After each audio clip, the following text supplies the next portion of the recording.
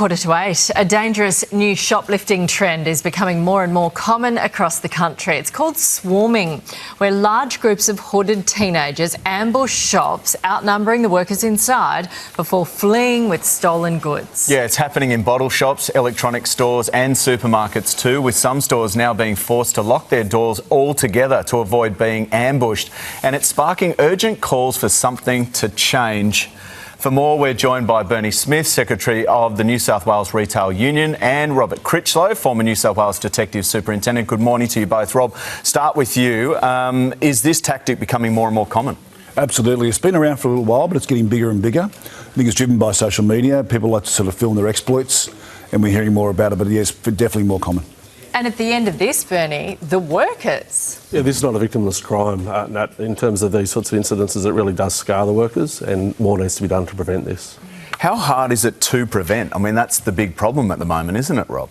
It's really hard. The shops are trying to be open to customers and make their products available and then track people in.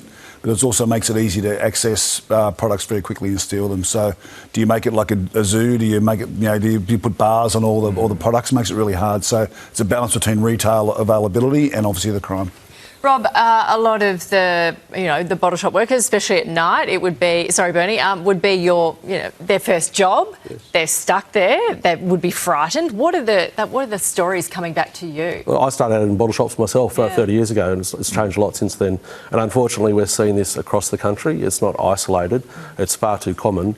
And when these people come in, they've got a choice to make. They're just meant to let them go, which then encourages more people to come in. But if you do stand in the way, it's very dangerous because people wield a bottle against you, and it's a very serious consequence. We'll get to policing in a sec, Rob. But Bernie, I actually witnessed something like this at a shopping mall where a bunch of thieves were running through the mall with handfuls of clothing. They'd obviously just raided a rack somewhere. You see security, but you also see some of the shop workers too chasing them down. The customers are getting caught in the crossfire as well. What is the expectation of the workers to do in a moment like that? Well, shop assistants are not security officers. They're not trained for this. We saw a seasoned police officer get seriously injured just last week trying to stop an offender. So we don't encourage our members to get in the way of these offenders, but unfortunately natural reactions are sometimes that they do react. And when that happens, we say to employers, make sure that you look after these workers because the reason that they're in this situation in the first place is often not enough staff, not enough security, and also poor store layouts in some of these environments too, which make it easier to steal. And Rob, a lot of these incidents are involving very young kids. Are they getting the book thrown at them?